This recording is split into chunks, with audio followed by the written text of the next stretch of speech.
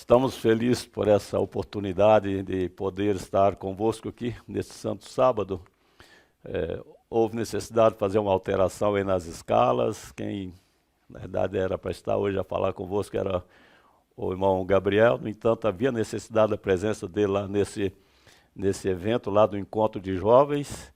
E eu, inclusive, hoje estou sozinho, que é a coisa mais rara. Sempre a minha companheira está comigo, canta no culto. No entanto, ela está lá envolvida também lá na cozinha do evento. E pronto, viemos aqui suprir a ausência do Gabriel, mas tudo para a honra e glória de Deus. O importante é que a obra possa avançar, não é? Que o trabalho seja feito e que possa contribuir para o bem daqueles que vêm para ouvir a palavra de Deus. Eu estou muito feliz, inclusive, pela presença aqui de muitos irmãos, né? Alguns não puderam estar, como já foi anunciado, mas temos outro e estamos felizes com a presença de todos vocês aqui e também com aqueles que sempre nos têm assistido, né? Já temos aí uma assistência contínua, né? Inclusive, estava a conversar com o irmão Tonito, como o André disse, quase que não houve hoje a transmissão, mas o irmão Antônio Joaquim está sempre ali atendo, olha, vamos fazer o esforço, vamos transmitir, porque aqueles que sempre estão acostumados a estar conosco, todos os sábados, assistir a transmissão daqui de Lisboa, são também muito bem-vindos, né, a esta reunião, a esse encontro com o Senhor e o encontro entre nós. Meus queridos, essa semana, a nota tônica que se fala, a Páscoa, na verdade. A Páscoa é vista de vários ângulos, né? Boa parte das crianças já pensa logo no coelhinho de chocolate, né? naqueles ovos, né? de Páscoa. Outros já veem as férias, né? Oh, maravilha, vem aí a Páscoa, vamos tirar férias, vamos viajar. E outros ainda se preocupam, realmente a Páscoa é a comemoração da morte, a ressurreição de Jesus. O importante, irmãos, é entender o que é a verdadeira Páscoa, né? A visão real da Páscoa e qual é nossa verdadeira Páscoa, que nós vamos, na medida do possível, abordar nesse tema, aproveitando que é muito oportuno agora o assunto, né? Inclusive, colocaria de início uma pergunta: teria a Páscoa original alguma coisa a ver conosco? Alguém poderia dizer que sim, eu diria que não, mas nós poderíamos dizer as duas coisas, literalmente não, mas simbolicamente sim. Então é por isso que nós precisamos entender o real sentido, né, da Páscoa, como tudo começou, quais eram os objetivos de Deus ao instituir a Páscoa. E nós vamos relembrar rapidamente alguma coisa da história, na instituição da Páscoa, né, quando Deus manifestou a Moisés, dando essa instrução pela primeira vez, ia ser celebrada uma Páscoa. Ele diz: falai a toda a congregação de Israel, dizendo: aos 10 deste mês, tome cada um para si um cordeiro, segundo as casas dos pais, um cordeiro para cada família. O cordeiro ou cabrito será sem mácula, um macho de 1 ano, o qual tomareis das ovelhas ou das cabras. E naquela noite comerão a carne assada no fogo, com pães ázimos, com ervas amargosas a comerão. Basicamente isso aqui, a instrução vai mais longe, mas é o essencial que nós precisamos entender. Aqui alguns detalhes interessantes, não é? Primeiro, diz que o cordeiro deveria ser como? Um cordeiro sem mácula. Até nos dias de Jesus, quando alguém ia levar uma oferta, ou quando chegava no dia da Páscoa, que era aquele cordeiro, ele era examinado rigorosamente, não poderia ter nenhum defeito, nenhuma quebradura, deveria ser no máximo 1 ano, um cordeiro perfeito. Por quê? Aqui está o sentido que nós vamos ver. Aquele cordeiro representava quem? Representava Cristo. Portanto, era estritamente observado o cordeiro que era feito, que era levado para o sacrifício. E depois, deveria ser comido com pães ázimos. O que é o pão ázimo? É o pão sem fermento. Inclusive até hoje usamos, né? Santa Ceia, a diaconisa, a esposa do pastor prepara com carinho, com todo asseio, cuidado, um pão sem fermento, que o fermento é o símbolo do pecado. E no Cordeiro de Deus não há nenhum pecado, nenhum vestígio de pecado. E com ervas amargosas ou amargas, era o símbolo da angústia, da aflição, que Israel estava a passar e que ia passar, simbolizava também o cordeiro. E agora um detalhe interessante, não é? Qual deveria ser a atitude, a posição deles ao comer aquela primeira Páscoa? Diz assim: assim, pois, o comereis, os vossos lombos cingidos, os vossos sapatos nos pés, o vosso cajado na mão, e o comereis apressadamente. Esta é a Páscoa do Senhor. Indicava o quê? Momento de aflição, de pressa, de expectativa. Então aquela Páscoa, eles comeram ela de pé, já pronto para sair. E foi assim mesmo. Porque naquela noite foi o livramento de Israel do Egito. Saíram apressadamente, milhares e milhares de pessoas para jornadear. Né? Jornadear. E essa solenidade, ela passou a fazer parte da liturgia hebraica, não foi só naquele tempo, mas se nós lemos aí no livro de Números, no capítulo 9, lá a recomendação é que os filhos de Israel deveriam celebrar a Páscoa ao seu tempo determinado. Deus determinou inclusive a data do calendário hebraico ou judaico, né? No dia 14 do mês segundo, deveriam celebrar a Páscoa e continua a instrução com pães ázimos, ervas amargas. E essa solenidade tinha muitos sentidos literais, mas o mais importante seria o sentido simbólico, o que simbolizava, né, aquela Páscoa que Deus determinou. Ela se estendeu até os dias de Jesus, e nós vamos ver como foi a fase de transição. E quando Paulo, escrevendo aos Coríntios, refere a isso, ele deixou claro que a nossa Páscoa é Jesus, porque foi na fase de transição do hebraísmo para o cristianismo, ou da velha dispensação para a nova. E havia muitas dúvidas, continua ou não continua a Páscoa, continua os outros sacrifícios ou não, as solenidades. E a igreja de Corinto, como não temos estudado, foi uma igreja muito trabalhosa. Havia muitos sábios, mas sábios na filosofia humana. Havia muita dificuldade de entender as coisas espirituais, porque era uma igreja que vivia num ambiente corrupto, imoral, como nós estudamos. E para entender uma mensagem pura, diz, olha, você agora tem que crer somente pela fé, era muito difícil. Eles estavam acostumados com coisa apalpável, com ídolos, cordeiros, com animais, com coisas apalpáveis. E Jesus, nós não o apalpamos, nós o vemos pela fé, não é? Pela fé.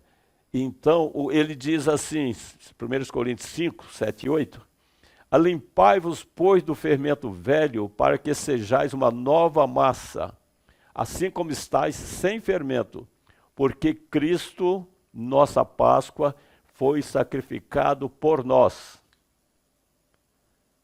Ele começou a tentar passar a lição de que esqueça cordeiro, esqueça derramamento de sangue, esqueça datas de sacrifício, pense naquele que foi realmente imolado por nós, o Cordeiro de Deus, porque Cristo, a nossa Páscoa, foi sacrificado por nós. Inclusive esse verso saiu na lição de hoje, coincidentemente, não é? E Jesus, numa certa altura, há um diálogo com os apóstolos ali, com seus discípulos, conversando com eles mais, num diálogo mais íntimo, mais penetrante, de maior aproximação, que ele diz, São João 6, 56 a 58, quem come a minha carne e bebe o meu sangue, permanece em mim e eu nele. Assim como o Pai que vive, enviou e eu vivo pelo Pai, assim quem de mim se alimenta, também viverá por mim. Perceberam? Agora, é pegar ele e comer, não é um ato de canibalismo. O que ele estava dizendo? Aquele que assimilar aquilo que eu ensino, aquele que conseguir absorver minhas qualidades, as boas maneiras, as boas ações, o amor que eu tenho para dar, esse, então, será aquele que eu poderei salvar. Porque no verso seguinte ele diz, este é o pão que desceu do céu.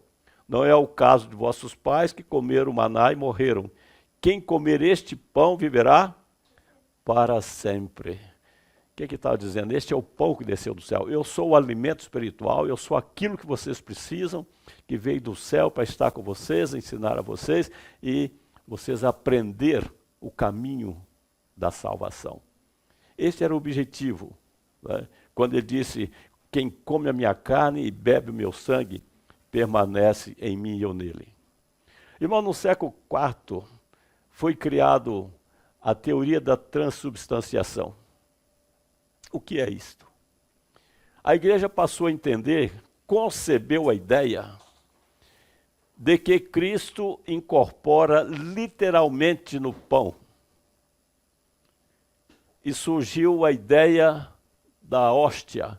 Não sei se alguém aqui já foi católico, já frequentou a igreja católica, da hóstia. E a igreja crê que Cristo incorpora ali, naquela hóstia. Eu tive a experiência própria, eu fui coroinha ou sacristão, não sei como é que fala aqui em Portugal, se as duas coisas também como no Brasil. Muitas vezes ajudei o padre a celebrar a missa.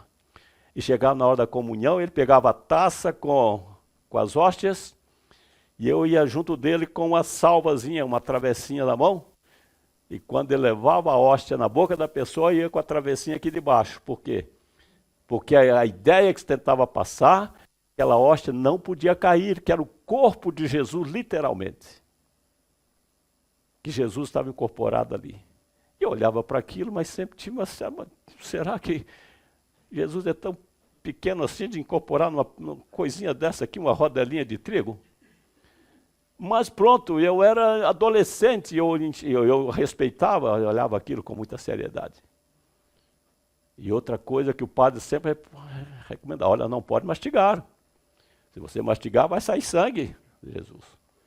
Um absurdo, mas pronto, eu não tenho vergonha de contar isso, porque eu creio que Deus aceitou meu sacrifício, eu fui um bom católico, e segui aquilo que eu achava que é verdade.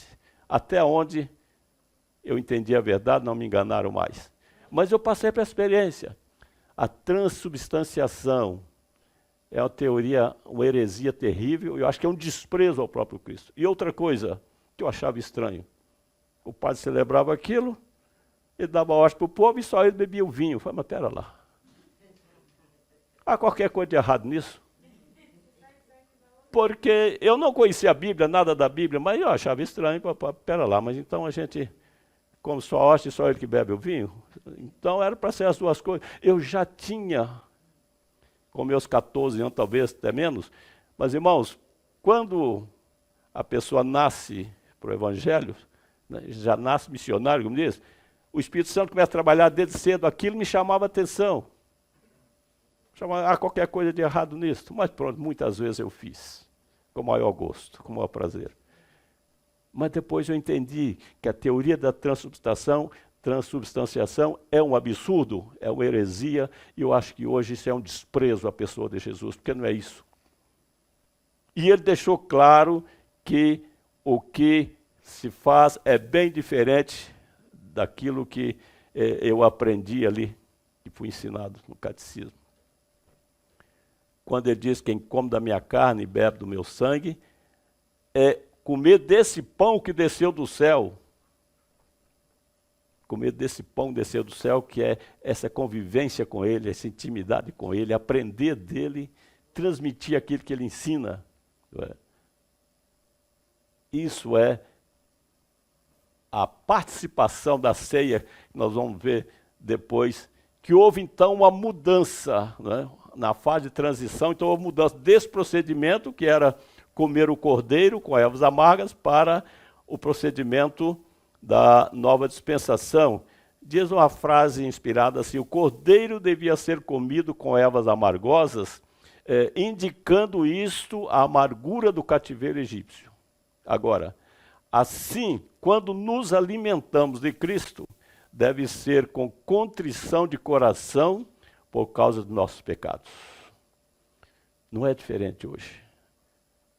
No entanto, já não se usa erva amargosas, se usa o vinho puro, o sumo de uva puro, que é o símbolo do corpo de Cristo.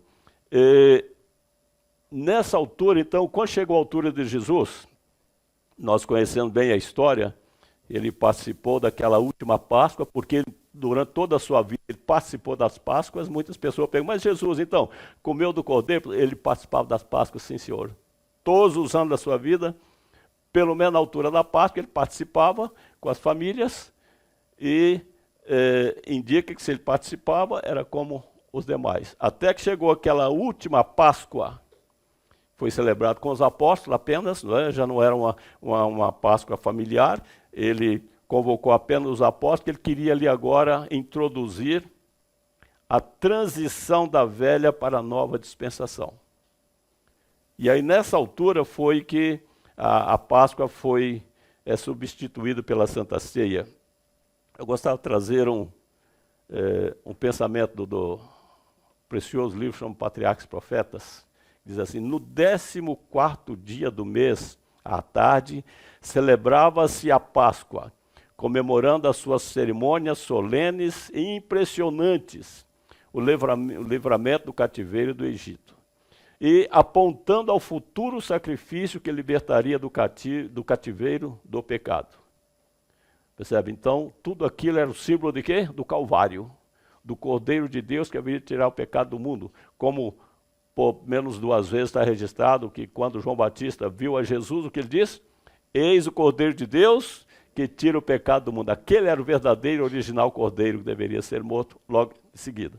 Bem, na sequência então diz, falando quando o Salvador rendeu sua vida no Calvário, cessou a significação da Páscoa e a ordenança da ceia do Senhor foi instituída como memorial do mesmo acontecimento de que a Páscoa fora um tipo, percebe? Então ali foi feita a fase de transição. Diz assim Mateus 26, versos 26 e 28. E quando comiam, Jesus tomou o pão e abençoando, o partiu e o deu aos discípulos e disse, tomai e comei, isto é meu corpo. E tomando o cálice e dando graças, deu-lhe dizendo, bebei dele todos, porque isto é o meu sangue, o sangue do Novo Testamento, que é derramado por muitos para a remissão dos pecados. Essa expressão, e quando comiam, indica porque ele sentou com eles para participar da Páscoa, ali estavam todos os ingredientes necessários, né? Ele sentou, e ainda dentro do período de refeição, que não tinham terminado ainda, depois deles comerem, né, a Páscoa, ele então viu agora é o momento. Diz quando comiam, o que ele fez? Aquele pão que estava sobre a mesa, que era o pão ázimo, sem fermento, aquele vinho que estava ali, já não era mais, não faz menção das ervas amargas, aquele que nós vamos ver que a situação era outra, a própria posição era outra. Então ali estava o sumo de uva puro, estava à mesa. Então ele toma esses 2 elementos e introduz agora a Santa Ceia, que deveria substituir a Páscoa, o sacrifício do Cordeiro, porque ele sabia que já horas depois ele seria morto. Portanto, já não tinha muito sentido mais sacrifício de animais para simbolizá-lo. Ele seria o próprio Cordeiro que seria morto. Então ele introduziu a Santa Ceia para que permanecesse após a sua morte e até o fim. Né? Diz assim, um pensamento também do livro muito precioso, que chama A Fé pela Qual Eu Vivo, diz assim, na última Páscoa que nosso Senhor observou com seus discípulos, ele instituiu a ceia do Senhor em lugar da Páscoa, para ser observada em memória da sua morte. Tá vendo? Isso aqui é escrito, é claro, não temos nenhuma dúvida. Na última Páscoa que nosso Senhor observou com seus discípulos, ele instituiu a ceia do Senhor em lugar da Páscoa, para ser observada em memória de sua morte. E outra frase diz, passaria para sempre a festa nacional dos judeus. O serviço que Cristo estabeleceu devia ser observado por seus seguidores em todas as terras e por todos os séculos. Percebe? Então ali, irmãos, naquela última Páscoa, no cenáculo, junto com os apóstolos, com o seu ministério, ele instituiu agora o que seria praticado na nova dispensação, que era a Santa Ceia. A Páscoa, a festa passou para sempre. Ainda que os judeus continuaram comemorando, porque eles não creram nele, inclusive participaram na sua própria morte, não o reconheceram como Filho de Deus e muito menos como Cordeiro de Deus que tira o pecado do mundo. Continuaram nas práticas lá do santuário, ainda que o véu tivesse rasgado quando Jesus morreu, demonstrando claro, olha, não é mais para isso aqui, não tem mais sentido nenhum. O cordeirinho que estava lá para ser sacrificado, escapou, foi-se embora.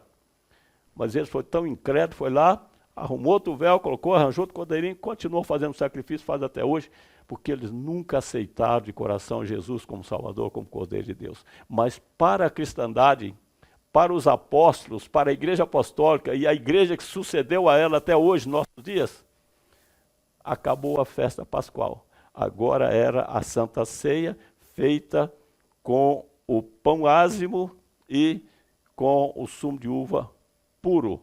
Só que, quando nós vamos oficiar a ceia, o que fazemos?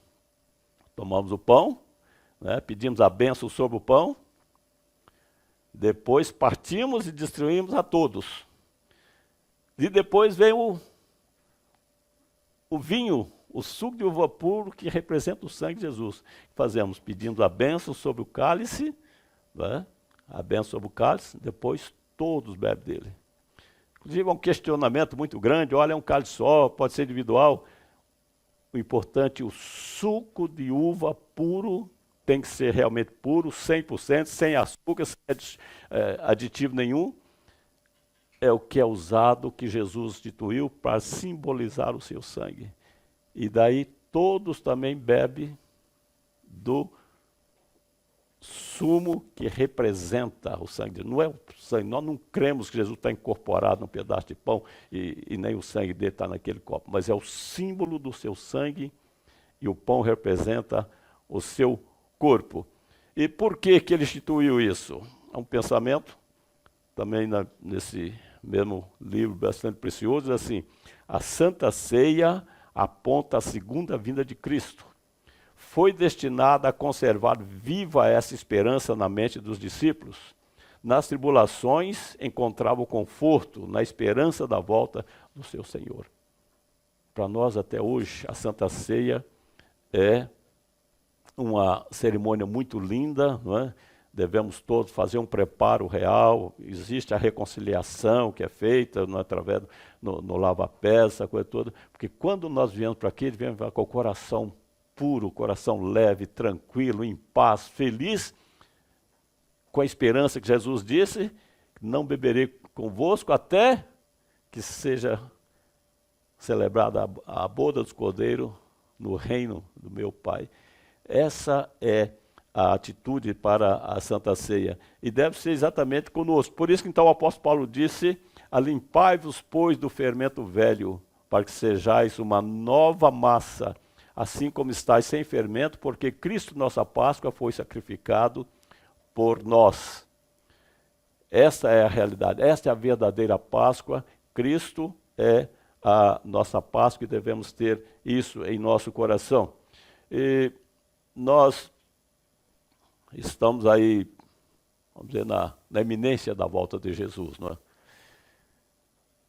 Eu creio que mesmo as pessoas que não têm lá muita familiaridade com a Bíblia, vê para os acontecimentos como sendo o final de todas as coisas. Os dias estão com... Todos os sinais indicam que está breve a volta de Jesus.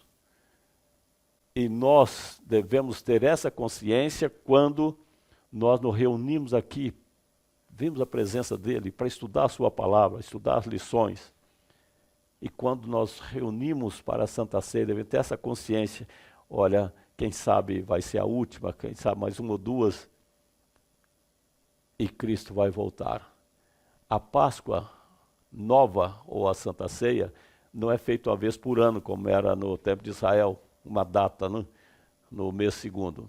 A Santa Ceia é celebrada com mais frequência, e devia ser, por causa da pandemia, inclusive, houve uma dispersão nisso, passou-se tempo, mas 3 meses, 4 meses, no máximo 6 meses, deve celebrar a Páscoa, porque sempre reaviva no coração, né, a esperança da volta de Cristo, relembra o seu sacrifício, o nascimento, sua morte, sua ressurreição, né? Então, Agora, o que ocorre?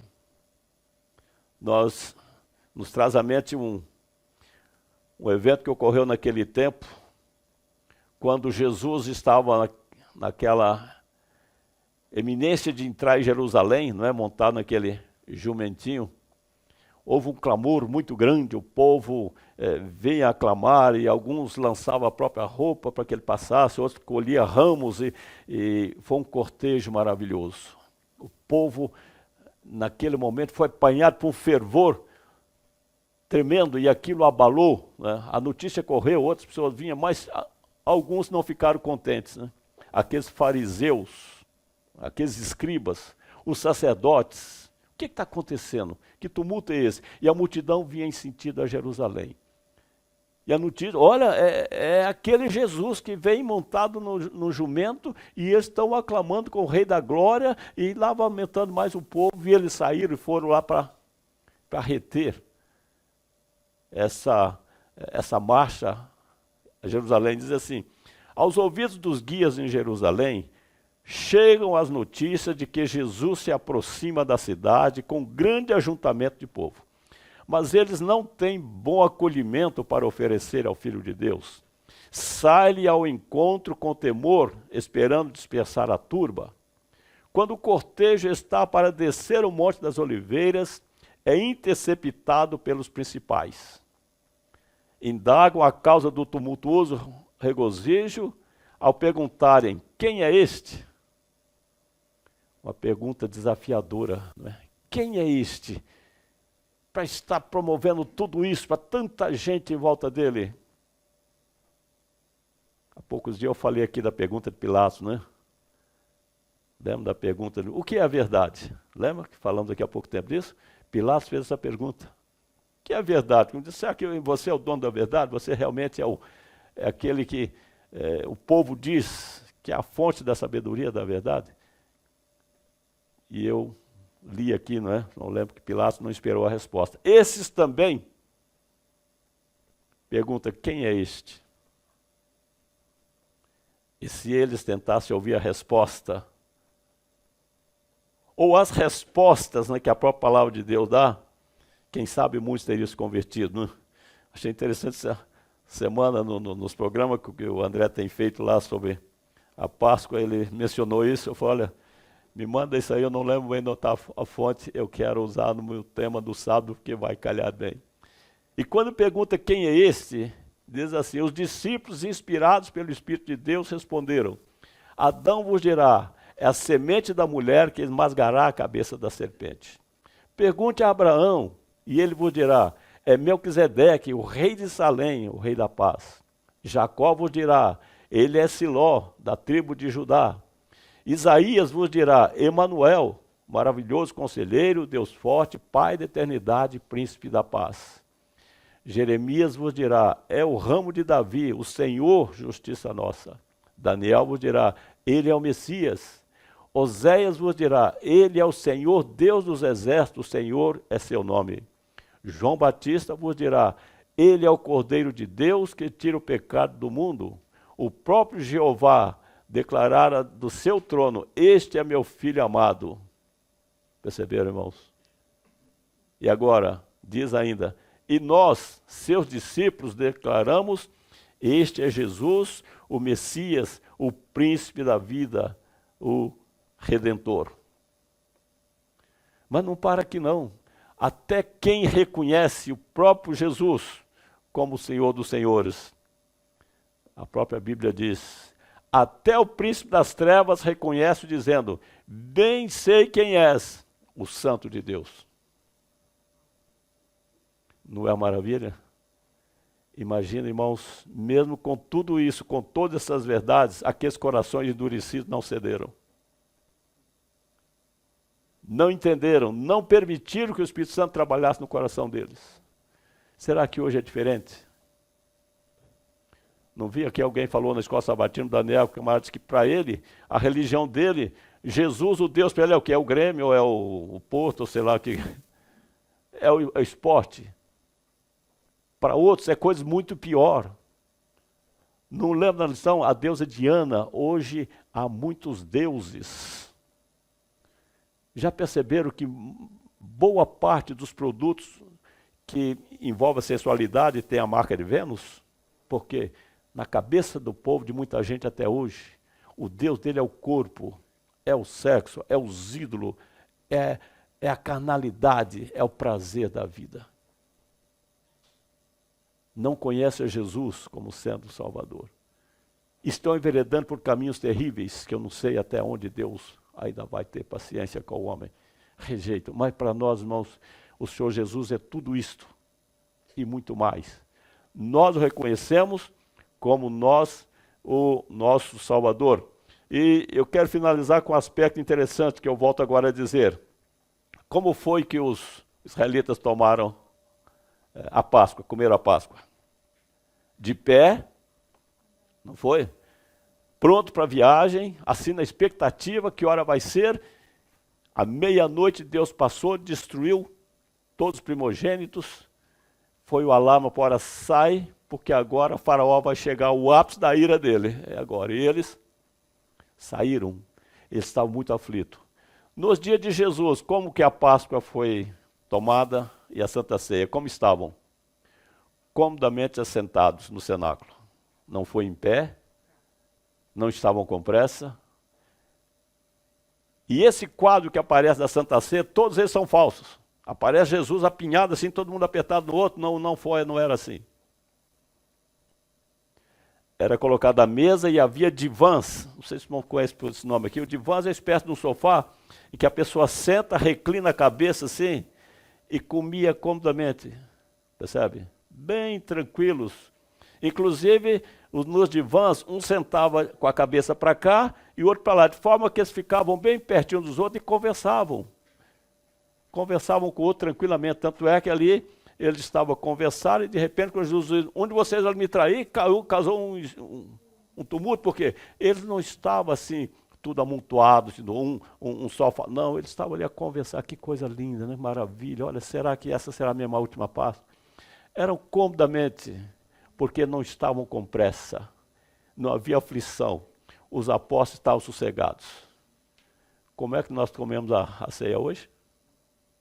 Alguém já viu algum pastor oficial uma ceia para as pessoas sentadas? Hoje nós comemos a ceia de pé. Não estamos tão aflitos, mas agora, nessa altura, percebe, meus queridos? Então hoje nós tomamos a ceia de pé, já aguardando a iminência. Jesus disse, olha, é hora de partir, vamos embora. Meus queridos, a nossa verdadeira Páscoa é Jesus. E Ele nos convoca a realmente reconhecê-lo como sendo assim.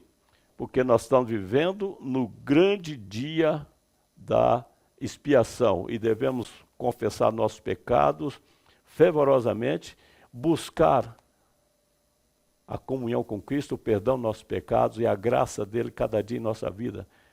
Para que com Ele, nossa verdadeira Páscoa, possamos ter comunhão e ter a certeza da nossa salvação. Né? Que Ele nos dê sua graça, nos abençoe e ajude para isso. Eu agradeço a tolerânciazinha do irmão, mas quero encerrar por aqui, porque para que também não fique cansativo, mas eu agradeço imensamente. E lembrando das palavras de Jesus, e digo-vos que desde agora não beberei desse fruto da vide, até aquele dia em que eu beba de novo convosco, aonde? No reino de meu Pai. Nós possamos ter esse alto privilégio de estar de novo com Jesus, sentado numa mesa enorme, sem pressa, tranquilos, felizes, fazer muitas perguntas para Ele, ter o privilégio de abraçá-lo como nosso Salvador e agradecer, né, por este privilégio de sermos escolhidos para fazer parte daqueles que estarão nesta ceia maravilhosa, nas bodas do Cordeiro. O Senhor tenha misericórdia de todos nós, nos ajude, a nós estamos presentes, nossos queridos irmãos estão assistindo, nós interessados. Vamos pensar seriamente o que é a verdadeira Páscoa e o que nós precisamos para que sejamos participantes dela. E, conselhos irmãos, olha, quem não leu, leia. Aqui procuramos dar uma explicação mais profunda sobre a questão da Páscoa. Eu creio que muitos irmãos já distribuíram bastante. Será que leu? pegou, eu vou ler para o que tem aqui para me distribuir para o povo. Lê, irmãos, aqui é uma explicação sobre a questão da verdadeira Páscoa. Foi distribuído milhares dela e, inclusive, uma senhora ligou para o Jackson, né, o meu filho, é o que ele faz esses trabalhos de desenho, e ele é que recebe as ligações do Vivo Melhor, quando as pessoas ligam pedindo literatura. A senhora diz para ele, olha, eu gosto muito de literatura, Vivo Melhor, eu quero inclusive receber mais, mas eu nunca imaginava que a ceia e a Páscoa fosse uma coisa tão séria como eu aprendi naquela revista. Deus seja louvado por isso. Portanto, irmãos, vale a pena, as pessoas precisam ser esclarecidas para despertar, para conhecer outras verdades, né? Para que juntos possamos trabalhar pela volta do Senhor Jesus, que é a nossa verdadeira Páscoa. Que nos abençoe para isto. Amém.